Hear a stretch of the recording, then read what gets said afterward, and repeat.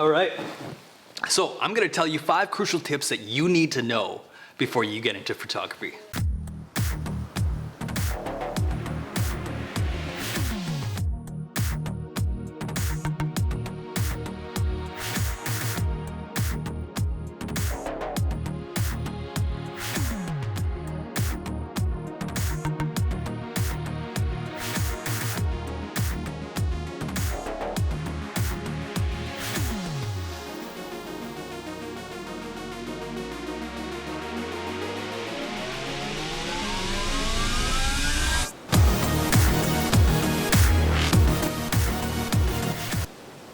Very excited. This is my first video. Thank you very much for being here and watching, even clicking on my video. This is great stuff. I'm very, very excited. Okay, so 5 crucial tips you need to know before you get into photography.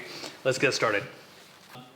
So I remember when I first got into photography, it was honestly a little bit daunting for me. I was quite wide-eyed and a bit naive. I got my Nikon D3100 and I was excited to just photograph anything that made me feel like that I was a photographer, anything that made me feel like, wow, you know what, I'm super, super happy that I have this shot. And I wanna share this feeling that I captured with other people. I started with like landscapes, and I started with a little bit of macro, a little bit of product, and of course I didn't show this to any businesses or try to ask for any type of money for this. I was just getting into it, and I wish I had known a lot more about photography. I wish I had known about the types of photography and the people's styles of photography so that I can look to them and be inspired, right? That type of thing. So also my family wasn't really into it. My friends weren't really into it. They weren't really photogenic, that type of thing. So I was kind of a little bit lost at the time, knowing that I loved doing this. I remember when I was a kid, I would always meet up with my friends and tell them this amazing story. Tell them about how crazy it was been like running and jumping into trees and jumping over this big gate that I didn't think I could jump, and how I started, you know, just like booking it, and these people who were twice my age just chasing me. We were playing like Indian tag or something at the time. And so running and people are like, whoa, that's crazy. I can't believe that would ever happen to any human being ever on this whole planet. And then I say, I only wish you could have seen it, right? So, and I had this rickety old camera that my mom used to buy a lot of them. They're disposable cameras, little plastic things. And I would take it everywhere, and I would take photos and stuff like that. Little did I know there's no film in there, or I didn't even know what film was. And I felt like I was capturing something that meant something to me that I wanted to cherish for a long time. And the things that I was capturing is like stuff that I thought was nice at the time. So anyway, yeah. Okay, but after rigorous trial and error with my Nikon D31, I'm here years later, a little less naive and a little less wide-eyed. So tip number 1. The best camera is the camera that you have right now. Reason being because, you know, there are some amazing photographers out there that are using retro cameras that are from like 95, 99, 2000 even. Really old, and sometimes film cameras. I personally don't understand what's going on the film side, like the direct film side. I stick to digital, I stick to mirrored and mirrorless DSLR. That's what I do, and that's fine with me. But some people use such old cameras and make a huge profit out of it. And also for realty, there are some people out there with like Rebel T5s with like the cheapest gimbal that you can get that are getting paid $1,800 for about 5 hours of work for real estate. It's pretty amazing what's going on out there with what little equipment you can have, right? I've had about 100 plus clients as well. Like I've had about 100 plus clients of portraiture, solely family portraiture and infants and business shots with the Rebel T5, and made lots of money for it, lots of money. And it's doable. If you have the eye and you have the discipline, the skills and the talent that you develop after time, then you can definitely make a profit off of it or make money off of it. And I'm not saying that you should be in it just for the money. I'm saying that, you know, you need to pay the bills. You need to get the bread, right? So tip number 2, try all types of photography.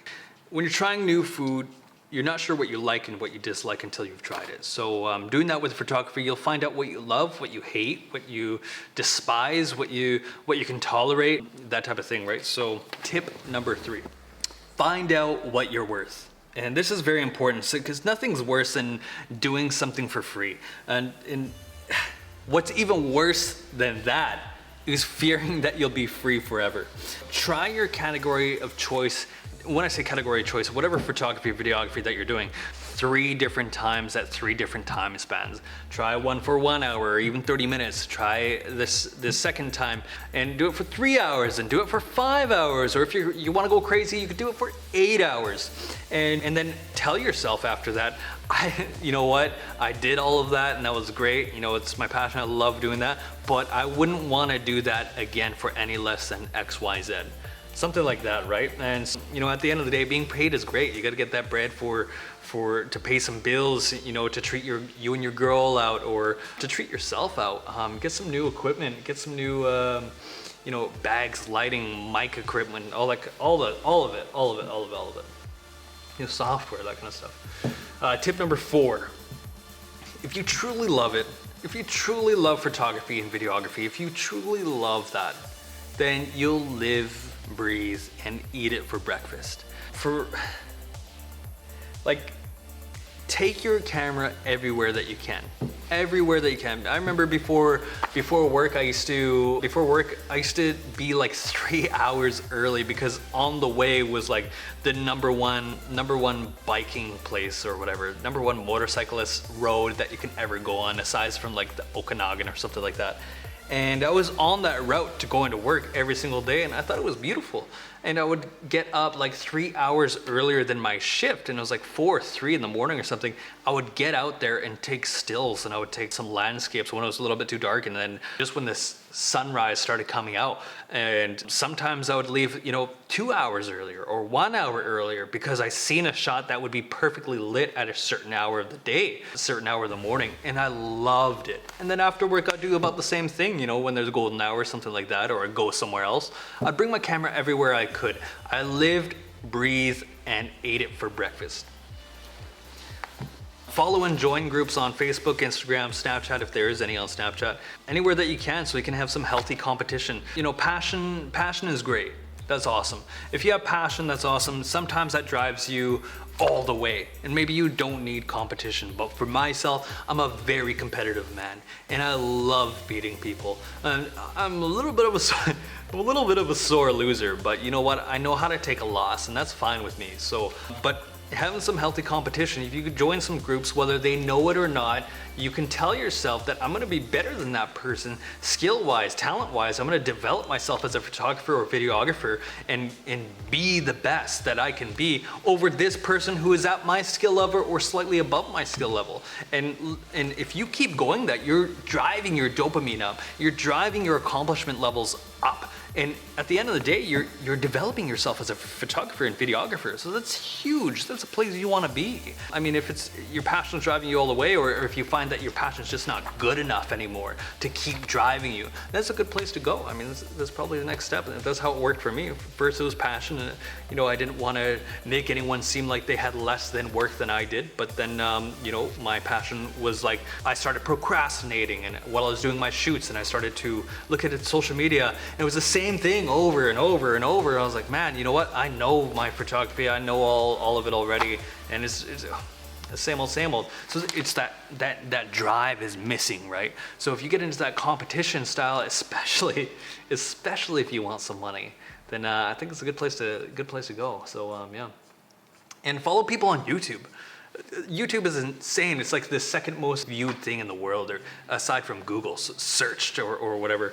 If you're looking to purchase something, or if you're looking for information, people are very likely to look on YouTube. So just go on YouTube and follow people like Peter McKinnon or Phronos, or there's so many. Like, you can look it up. It's amazing. And in the next few videos, I'll probably put something together, show you what kind of YouTubers that you should follow, why and who they are, that type of thing.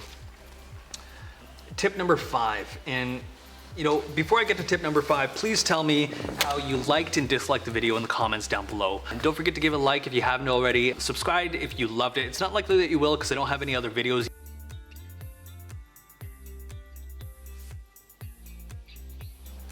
Yeah, okay. I love this one. This is probably one of the most important tips out of all these tips here today. And it was a real difficult endeavor to get through and to discover, honestly. But it's like a bittersweet. You hate it, you love it. But once you have it, it's going to be useful for you. Once you wrap your head around it, it's so useful. Once you practice it and you understand the answers behind it, it'll do you wonders. It's for those who are thinking about changing their hobby to a business or getting a little bit of money for your skill and your talent or something like that. If you're thinking about getting money, this is such an important tip for you. You can't be everything, or you'll diminish to nothing. And it's so important, no matter what business you get into. If you try to be everything, you'll diminish to nothing. So for example, when I first started out, I wanted to be everything. I wanted to do fashion, I wanted to do products, I wanted to do families, infants, realty, weddings, commercial. Like the list just goes on and on. Drone photography and licensed drone photography, commercial, surveying, all of that, international and all that kind of stuff. I tried that and it's impossible, honestly. Until technology, our bandwidth output on our brains and input in our brains and stuff like that works better, then it'll be possible. Reason being is because when you market to people, their attention span for online, usually on mobiles and laptops and TVs and stuff like that, if they search you up, they have a 3 to 5 second attention span to decide if you're the one for them or not. There's something gotta hook them to show them that this photographer, this videographer, this business has what I need, want, and or like, right? So that's so important, so important. And my marketing team said this to me once, back to when I was first starting.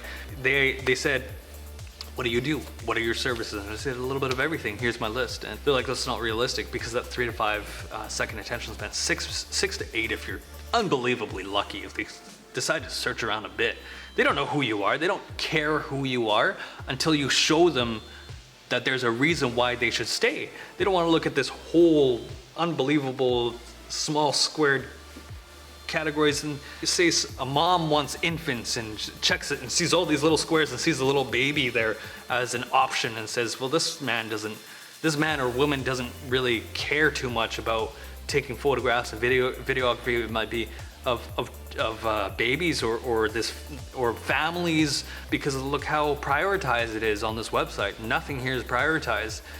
If any niche of people will take a look at that, you'll scare them away. So marketing team said, okay, so if you don't know what main places you want to be at, what main services that you want to give as a photographer and videographer, then ask yourself, and this is location specific to wherever you want to go, wherever you want to be, or you plan on moving to, or just right at home.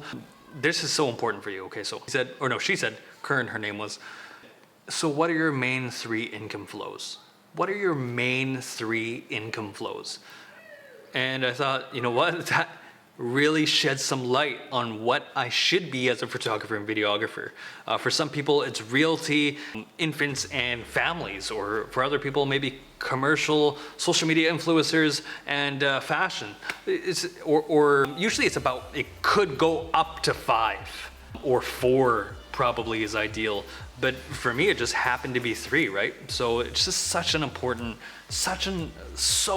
It's probably more important than all these tips. And you can't do that without tip number 3 when you find out what you're worth, right? So keep that in mind.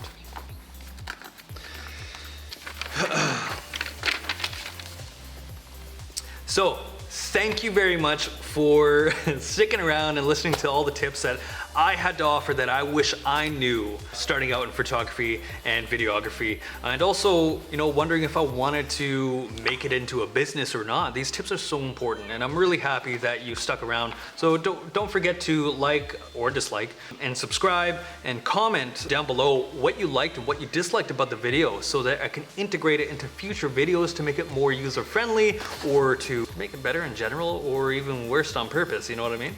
Okay, cool. So yeah, no, thank you very much, and I'll see you in the next video.